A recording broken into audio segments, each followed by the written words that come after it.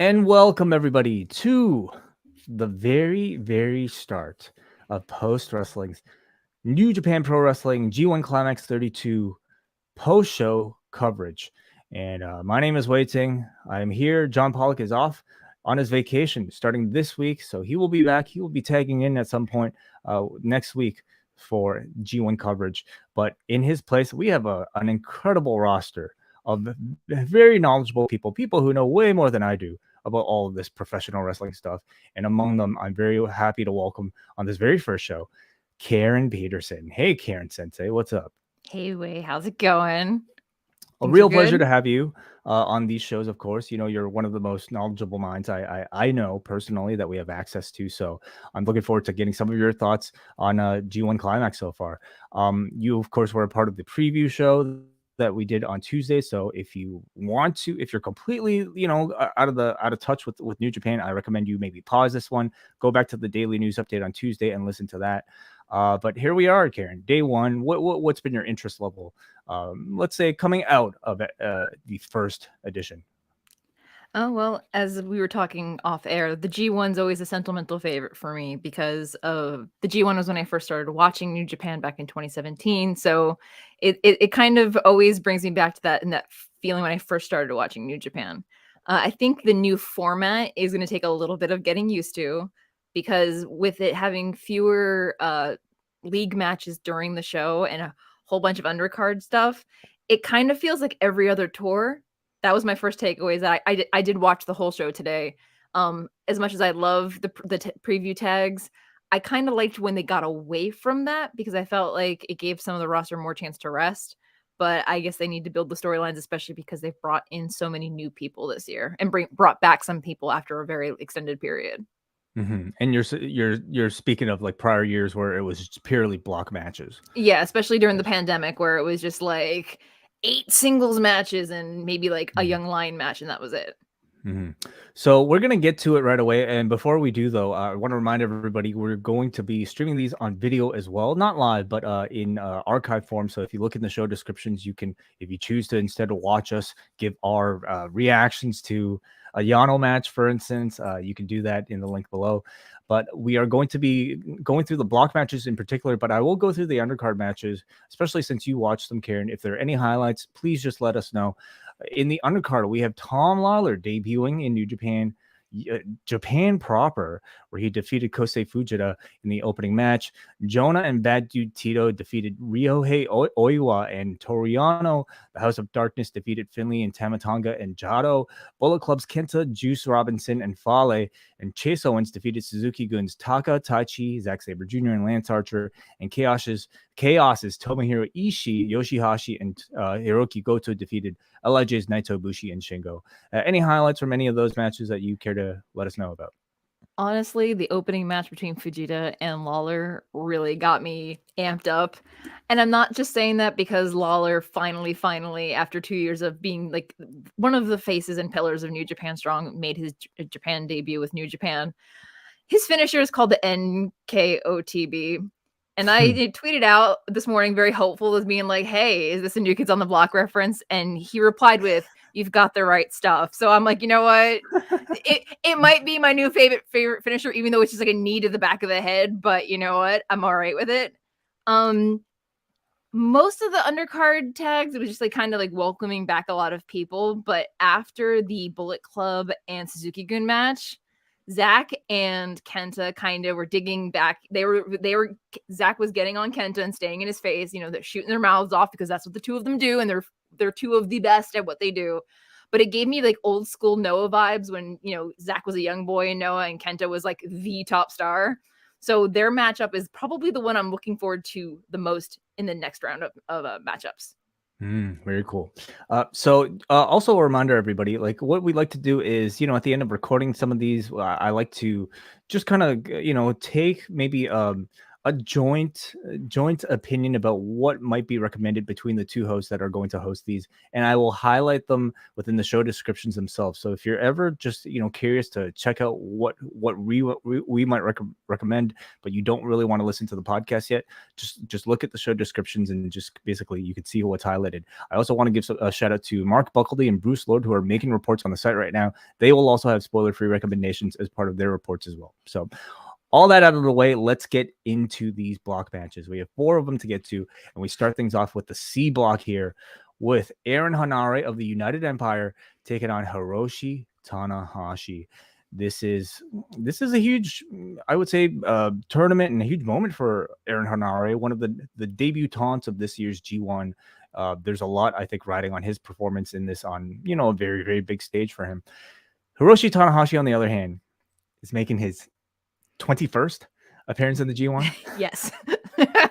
Consecutive appearance. His G1 appearances are a college graduate.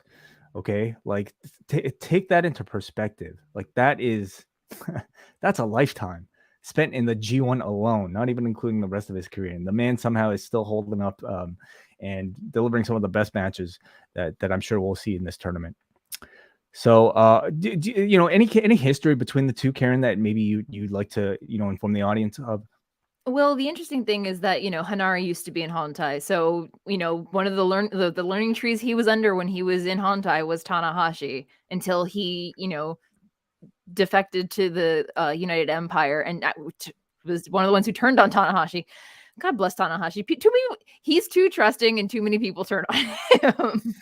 But, after 6 years of clawing and scraping his way through New Japan, he's finally made his debut. And honestly, him debuting in the G1 against Tanahashi, of all people, that says a lot about what the company may have in store and how highly they think of Henare at this point, especially with, the wild success of United Empire. Mm-hmm.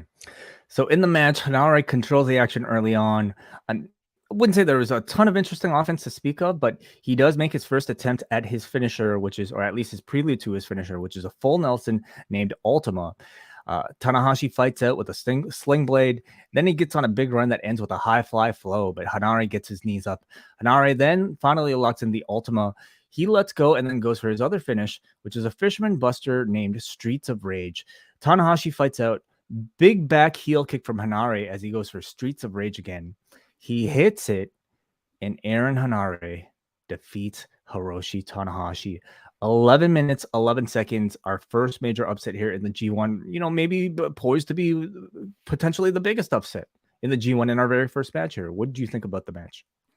It's one of those things where, every year Tanahashi drops a big loss, like an upset loss to someone. But in dropping that loss, it's kind of his way of putting over someone else because he's been in the G1 for 21 years. He's won the G1. He's been the champion multiple times. He's not one that at this stage in his career who needs to win the G1. I mean, of course, the Tanahashi faithful will be like, "How dare you?" But I'm like, "Oh, hello, I'm one of the Tanahashi faithful, and I want him to start thinking about the future of the company beyond him." Henare has bulked up a lot recently because I don't remember him being that beefy. I remember him being a lot more leaner and cut even a few months ago when I saw him in Chicago. I think this was a great way for him to kick off his G1. I hope it is not the only win that he gets. I hope that he, wins at least 2 or 3 more. I mean, 4 to 6 points would be a good, solid first G1 for Henare.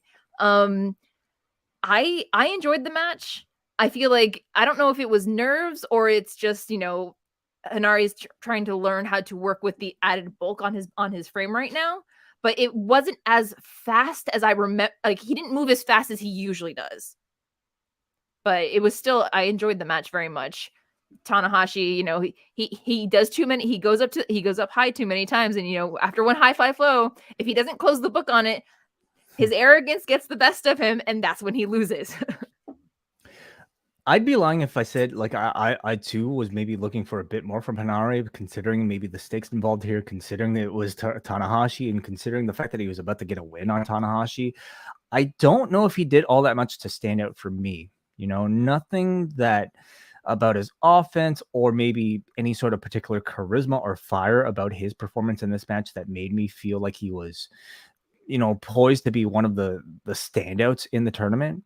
Um, I have no issues with like Tanahashi taking a loss, especially this early on. One of the interesting things I think about this new format that I've heard from a lot of people is they don't know if you can book these sort of losing streaks anymore when guys only have six matches. I believe there's some sort of threshold of once the math comes in here, like it's going to be really interesting to see exactly how many losses people can actually suffer before they're out of contention early on. But I'm not entirely sold on Henare just yet, with that, at least this performance. So I'm hoping we get a bit more from him. Tanahashi, as always, I think is just great to watch struggle out of any sort of submissions. And, even something as basic as a full Nelson, like just to see his performance just screaming and full of fire. I'm convinced he can make like a handshake, look like a painful submission. So excruciating. yeah.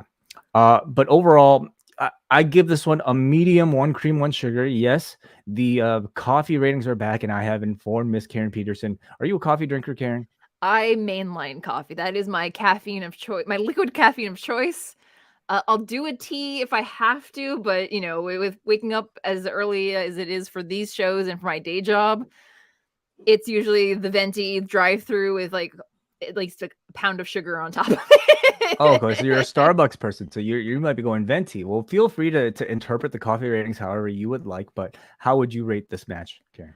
I think I may have gone a little easy because I've never actually. Full disclosure, this is my very first time I'm actually doing star style ratings of any kind of wrestling. So I may have been a little generous, maybe a little heavy pour as a barista. I gave it a large with a dash of cinnamon and a dash of cayenne pepper because it's I like the bougie coffee, so you're gonna get Karen's bougie ratings. I'm sorry, they're gonna be fancy coffees, not just cream and sugar. I can get that at the diner. We more than welcome that. I think this is our first cinnamon and a dash of cayenne pepper that's ever appeared. Wow. So it's one of those things where I'm a sucker for really nice ring gear.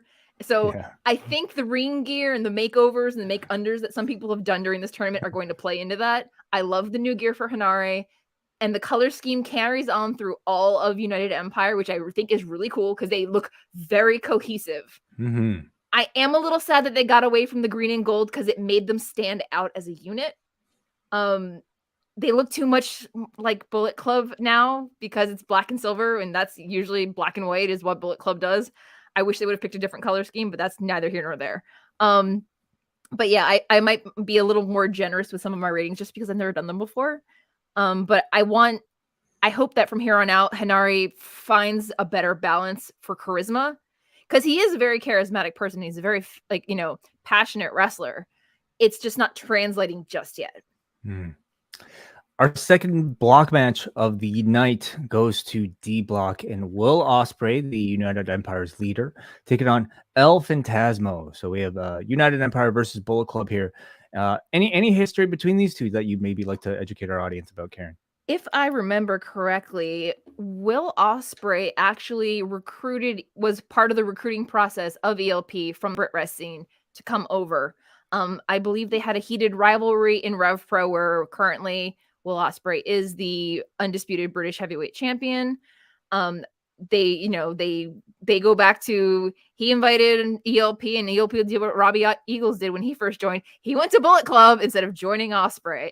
But honestly, they're so evenly matched in styles, costuming that I'm actually glad they're not in the same faction at all. I think this particular matchup for ELP was a good one to start him in his first G1 because he's fighting a familiar opponent, someone who used to be in Super Juniors with him. So it's kind of like helping him not like carry him through the match, but help him wade into the G1 waters, as it were, from the junior heavyweight division, even though he did fight open weight and heavyweight when he was in the UK. So the match starts and ELP asks the crowd, "How's Sapporo? G1?" Mate, like I almost got a sense he was almost kind of taking the moment in here a little bit. This is, his first big debut in like the most prestigious heavyweight tournament in wrestling, but also I'm sure a bit of a readjustment, after wrestling at Forbidden Door and taking a month off at least, from New Japan Pro Wrestling in Japan. So in our first minute here, immediately the high flying begins. Ospreay attacks with the Sasuke special. He follows up with the phenomenal forearm that gets a 2 count.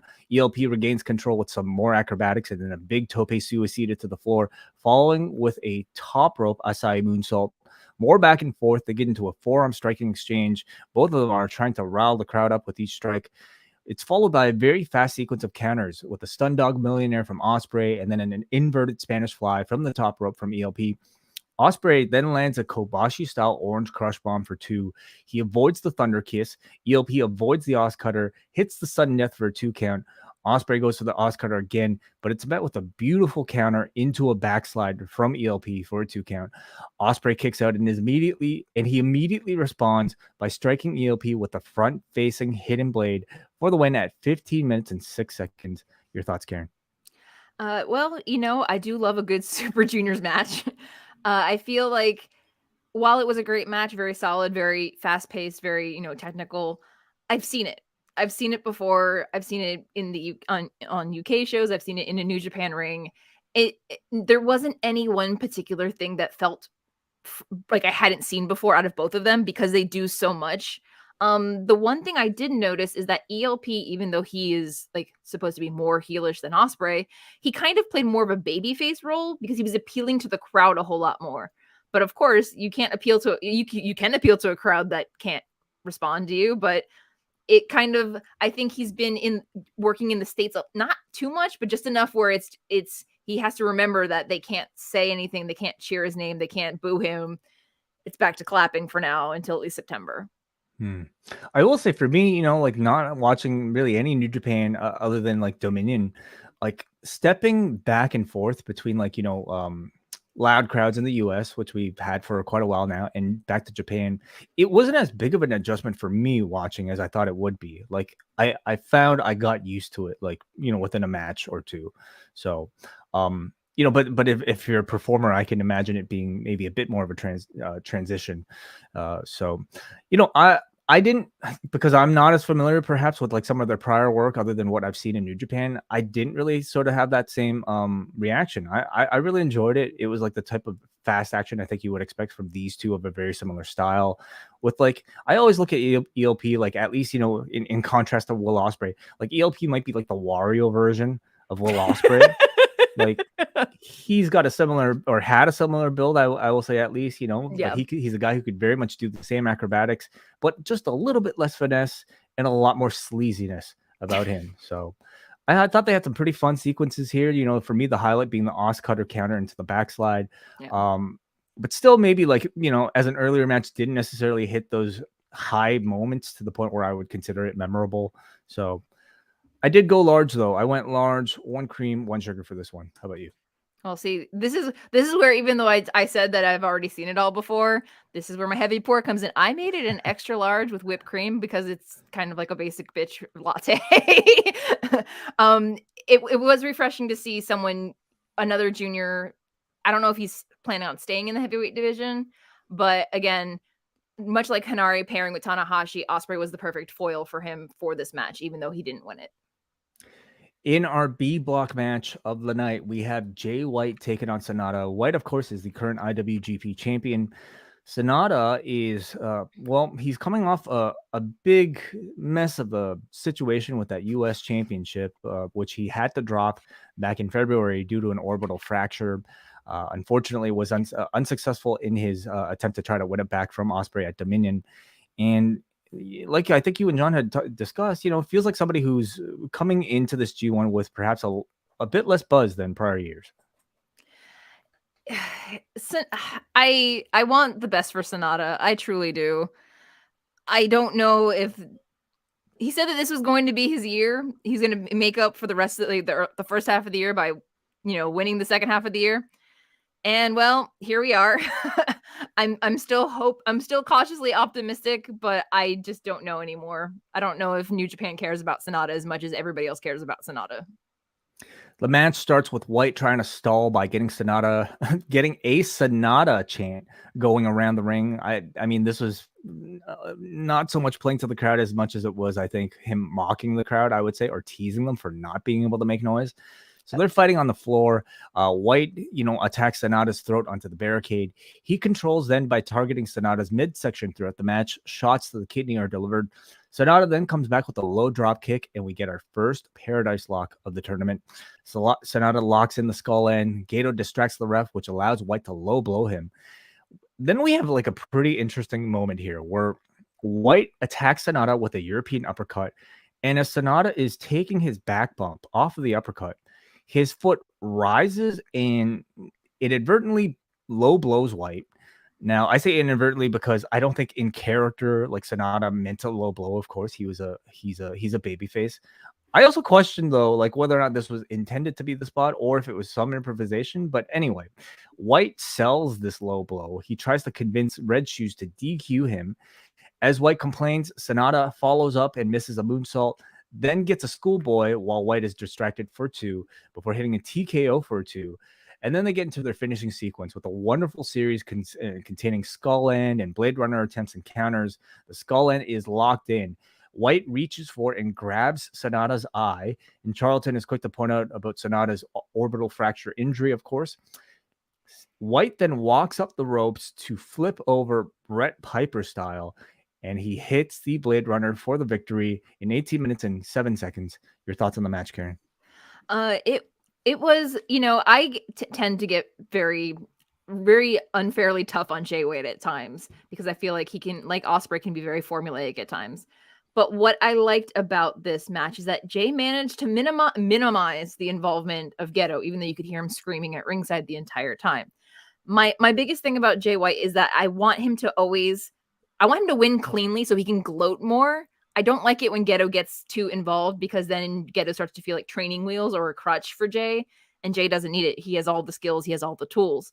The Paradise Lock was so incredibly satisfying.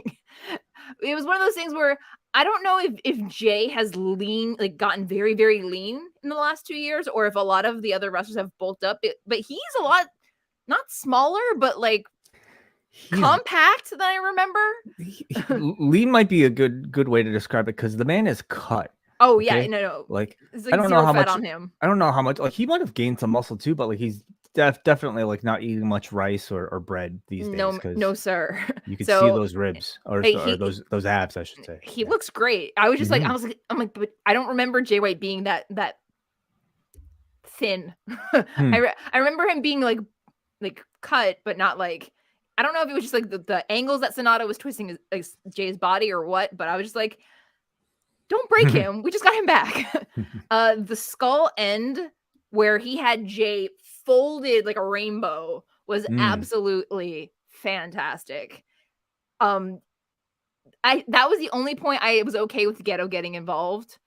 I feel like SANADA fell into some of the typical heel tactics where he was like opening the rope for him and like stepping out to yell at Gedo. And if you put one leg over the rope, you're already in peril. But yeah, their match was great. It was probably one of my more favorite Jay White matches, largely because it was mostly about Jay and his opponent, not so much Jay, Gedo, and his opponent. I really enjoyed the last few moments of this. In particular, I thought there were some really creative and well-executed skull and Blade Runner counter sequences. I don't know how that Phantom low blow thing. I don't know if it was intentional or not. If it was, like, what was your interpretation of it, Karen? Did you have any thoughts? The thing is that when SANADA takes a back bump, sometimes he kind of does that where he doesn't prop his feet up, but it's more like he bends his knees. So honestly, it was too dead center on Jay for me to think it was a mistake. Right. But, they both lead into it. SANADA was like, I don't know what's going on. And Jay's like, you need to end this match now. And like, I love when Jay gets very, like, he gets it, like, starts screaming and demanding things that are exceptionally unrealistic, especially when he's champion. I think if it was planned, they did it great. If it wasn't planned, they played it off fine. didn't work so well for me, I'll be honest, Karen. But like, I and it's hard to tell whether or not it connected with the crowd, of course, because they can't make any noise. Can't say anything. But that would have ultimately been the barometer. But I personally just maybe got a little bit lost and was wondering, well, what exactly is happening here? But if it worked for you, I can totally understand why. I completely agree with Jay White's cocky personality. I think it's only gotten stronger since the pandemic, and in every match I've seen him like recently, for like a year plus now, I think his charisma is really on full display, and it's the type of thing where I wondered, like, in front of like a Japanese crowd, or an American crowd, like, do they translate differently? And it works, I would say, everywhere. Like, we've Yeah. seen him on AEW TV, and I think he's connecting really well with American Yes. audiences. So, SANADA, I I don't know if I was any more excited about him after this match. I think he's solid and fantastic in ring as always, but I there's just nothing new to me about his game, nor Yeah. his intensity. And I feel like I've just kind of seen what I have to see from SANADA. Whereas, Yeah. like, I see evolutions in a Jay White. I see even, like, in a Jeff Cobb, or like, there's so many other people to get excited by that I just don't, don't feel that same excitement from SANADA just yet. So I'm hoping to see some level of reinvention. I think a G1 would be a great way to do it, but I don't know if I will. I don't want to say that the ship has sailed on SANADA, but since they always bring the story that usually if someone drops their first loss, that's when they're going to start recovering it faster and get their way to the finals. But they've done that with SANADA so many times that I just don't have the confidence to be like, no, he'll be fine. I can't say that he'll be fine. I just don't think. I think that this alone might actually ruin the whole G1 for him. Large one cream, one sugar for me. What about you, Karen? Well, now that I think about it, I might be changing my rating because I had it as an extra large, but I'm going to drop it down to a large with some sprinkles and some whipped cream. The sprinkles and whipped cream, I feel like that would cost more than the extra large. Something tells me, Karen, but I don't. I've never had sprinkles in a coffee. See, you'd have to get one of the fancy schmancy like $8 like lattes to get to that tier. I think I get the sprinkles are just because I'm a softie for SANADA, and I hate the fact that he's grown out the beard and bleached it again. I wish he would have kept it short. But yeah, that's where I'm at right now. A bit of blonde in your blonde roast, perhaps. I don't know. Okay, I'm done. A block match. Our main event of the day is Okada versus Jeff Cobb. Okada is no longer the IWGP champion, but he is the defending G1 winner. I believe these two are 3-1 in their series going into this, with Cobb recently beating him in September at Wrestle Grand Slam last year. Cobb has his knee taped up. This was an injury that dates as far back as Wrestle Kingdom earlier this year. He controls the match early. Okada comes back. He hit the flat jack. And then there's a moment where he's pointing to Red Shoes, a spot in the middle of the ring where a board has popped up. And you can see a little bulge right in the middle of the canvas there. So Okada locks in the money clip to stall while Red Shoes stomps this board back into place. And then even, Okada even takes the fight to the floor, which resulted in him hitting a DDT to Cobb on the outside. I thought Kevin Kelly on commentary did a great job covering. By the way, what do you listen to? Do you listen to Japanese or English commentary? Usually I listen to the English commentary. So, I thought Kevin Kelly did a great job here covering for these two. He was basically, justifying this by saying Okada could have taken advantage of the broken board, but he chose not to because he realized Cobb could just as easily reverse and attack him with it. So I thought that helped smooth things over. Back in, Cobb hits an avalanche gut wrench suplex and then a standing moonsault for two. Okada comes back and he attempts to tombstone Cobb. Cobb easily reverses and he hits a tombstone to Okada. Cobb then keeps the hold and attempts a second tombstone, but this time Okada actually counters with his own. A very impressive and scary physical feat to see somebody lift Jeff Cobb in a tombstone position the size of Okada. Rainmaker pose. Cobb counters with his own lariat, which Charlton calls the Aloha Maker. Okada attempts another, but Cobb counters with a headbutt. Very simple and very creative counter to the Rainmaker. Tour of the Islands is countered by an Okada Enziguri. And then the Clover Flosion, his tribute to Strong Style and King's Road. And then the Rainmaker gives Kazuchika Okada the win at 21 minutes and 30 seconds. Thoughts on the match? So I had to watch this match at 2 times speed to make sure that I had all of it watched before we recorded. So apologies to Chris Charlton and to Kevin Kelly, but their chipmunk voices are absolutely adorable, especially when Kevin is screaming, "It's unfair. It's unfair what Jeff Cobb can do." But it's like, it's unfair. It's unfair what Jeff Cobb can do. Like it really made me laugh. But the match is not a laughing matter. It was a great match. I love Jeff Cobb. I love everything that he does. I'm worried that this loss to Okada will keep him from advancing beyond the A block. I feel like last year was their chance to pull the trigger on Jeff, and they didn't. I don't know if they're going to do the same thing this year, or they might actually, based on wins and losses, make Jeff be the one to advance instead of Okada. I don't know. One money clip is fine. There was a little too much money clipping going on during this match. I would have loved to have seen Heavy Rain or Red Ink. I would have loved to have seen something else from Okada besides all the money clips. But that being said, hard-hitting match. Jeff and Okada can go. I could watch more of it. I'm glad it went just as long as it did, that it didn't go unnecessarily too long. And the air that Okada got when Jeff threw him like over his head, I was like, I don't know how he can get men in the air that high and then still just like run into a standing moonsault, because he can. It's not fair. I thought Cobb's, athleticism, continues to stand out here. He was very entertaining in his control of Okada. I still feel like I'm missing something from him personality-wise, maybe charisma-wise, that's keeping me from considering him like a champion level act at the moment. Yeah, but it's been great. It's been great to see like his comfort just continue to increase in New Japan and as part of the United Empire. I really enjoyed the match. I feel like I've been pretty vocal about my distaste for these Okada main events recently, but this did not have that usual drag for me. And I think going only 21 minutes instead of the usual 30 plus really helped that.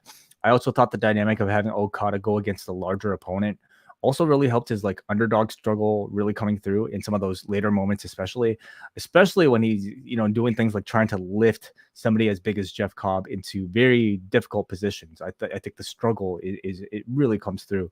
And this is, of course, the big boy block where you have guys like Lance Archer and Jonah in there. So you can expect to see a lot. Foley's in there too, isn't he? Foley as well. Yes. So you can expect to see a lot more of this type of Okada throughout, which I'm quite excited for. Okada versus the Giants. I went XL for this one, Karen. What about you? As did I. And you'll be glad to know that it also includes a little bit of coconut cream topping and some crushed macadamia nuts. Wow, you're really expanding the palette here. I will have a full menu for the cafe by the end of August. Okay, interesting. I just thought milk, sugar, cream. I didn't know you could put macadamia in a coffee. Interesting. I say that as I'm trying for the very first time Coca-Cola with coffee. Coca-Cola. I love that it's bilingual with like avec cafe. Well, that is the law here in Canada, of course. But yeah, in the store recently, I saw Coca-Cola with coffee. They're selling coffee infused Coca-Cola, and pretty much just kind of tastes like Coke, but with a hint of coffee flavor. I don't think I'll be getting it again. It also tastes very like aspartame. So I'm sure. Oh no, that's not a good flavor. I'm sure this is way worse for me than either Coke or coffee by itself, but it is worth a shot. What's the caffeine level in it? Is it listed on there? I don't think so. I don't think so, but it is 18 grams in sugar. Oh God. And 0% of anything else. So I don't know what that tells you. I'm sure I'm full of chemicals. Anyway, Karen, that is the G1. That is the first day of the G1. Your thoughts on the card overall? I enjoyed it. The undercard was a bit mindless fluff, but it got to introduce some new people. It got to introduce Bad Dude Tito. They brought over Royce, I think it's Royce Isaacs with Tom Team Filthy. Lawler. And, they've brought back, the long-awaited returns of Kenta and Archer. So it was a good way to bring, like, not bring everybody up to speed, but make it feel like a homecoming for certain people that hadn't been around, to include everybody on the first day. And as part of the G1 coverage, of course, we always have our man Chris Engler updating the standings. So if you have entered the G1 contest, you could find all that information. I'll be updating it all at postwrestling.com/G1 or just simply at postwrestling.com. But here, let's get to some of these results. And, not really worth kind of talking about the standings just yet because, of course, well, we only have 4 winners, and they are Kazuchika Okada leading A block, Jay White leading B block, Aaron Henare leading C block, and Will Ospreay leading D block. But the all-important post-wrestling standings. Let's start off here with our E block standings, consisting of this year's post-wrestling contributor entries. Among them, we have to add Karen here. By the way, Karen is in, Chris, if you're listening to this. She's just under a different name. What was the name you entered? I believe it's K Senpai. I decided not to go as Karen Sensei in case I did exceptionally poorly in the rankings. Because as much as I talk a big game about, wanting to be E-Block champion, I am absolute garbage when it comes to predicting. Because I predicted with my heart, not with stats or popularity. So when it comes to the G1 though, and the way you have just as good of a chance as anybody. Like somebody who doesn't know anything about any of this, I think has a decent chance as well, as you will find out here. Because in the post wrestling family E block standings this year, tied for last place, we have Davey Portman, Eric Marcotte, WH Park, who accurately predicted 2 out of 4 today. And then in second place, we have a big traffic jam involving Bruce Lord, John Pollock, who for the very first time has entered the post-wrestling pool, John Cena, Jordan Goodman, Wai Ting, and Rando Bot 2000, Karen, which is exactly as described, a script that randomly predicts matches. So you have as good of a chance as anyone really. Actually, you can update that. I will be dead last because the only pick I got right was Ospreay. So okay. I am your bottom of the E block. Well, listen, getting to the bottom is just as impressive as getting to the top when it comes to something like this. Oh man, yeah. Hey, it's day 1. I do Japan coverage. I promise you. It's day 1 here, so anything can change. But at the very top right now, getting a 4 out of 4 perfect card, Brad the Archivist sits atop the E block standings.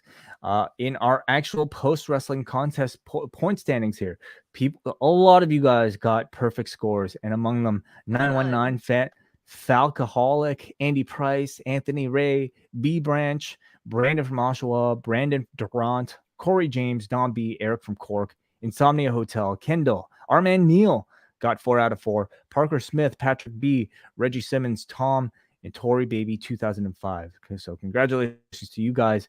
And yeah, all you guys got perfect scores. So yeah, scroll down to the ones because that's probably where I'm at. I almost wish I mean, no, I'm glad. Come on, there's the Karen. I guarantee you will do pretty well. As far as upsets go today, pretty much, no, the biggest one, of course, being Hiroshi Tanahashi versus Aaron Henare, with only 12% of people guessing that one accurately. Everything else has pretty much been, somewhat either favorites or, in the case of Okada versus Cobb, pretty split even. So thank you again, Chris Engler, for updating these for us. He will be following the tournament along with all of us at postwrestling.com/G1.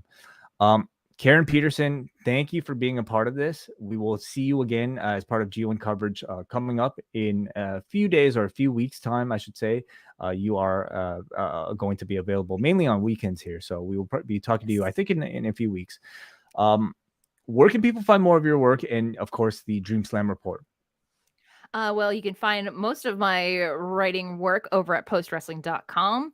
You can just look up Karen Peterson and you'll find everything I do. Mainly, I will do Stardom coverage for the big shows. My next big show will be end of the month, 30th and 31st, the opening of the 5-Star Grand Prix. And on the 31st, I will be recording with John for the next batch of G1 Climax for my coverage there on the podcast. Dream Slam Weekly comes out every single Saturday. The latest volume 12, is now available for your reading pleasure. I always love to hear what people have to say and what people think. And if I've missed anything, just let me know. She does tremendous work across all her platforms, including a number of recent interviews that you've done for various publishers that are out there. So do follow Hey Karen Sensei across Twitter and Instagram and Twitch as well. I am. Karen? Yeah, I'm on Twitch. I'll be there tonight. Okay. Fantastic. Very exciting. Okay, so there's that. I feel like I should also mention that New Japan is actually putting these episodes up for free on New Japan World for today and Sunday. So if you choose to watch these shows after listening to this, you can at least watch these first couple episodes for free at njpwworld.com. Joining me tomorrow for our post show will be WH Park, and I have a feeling, Karen, that the coffees make it a little bit tinier. WH is behind the counter. The portions might be a little bit smaller, but there will be a lot of victory laps around the cafe, because he loves to say on your left.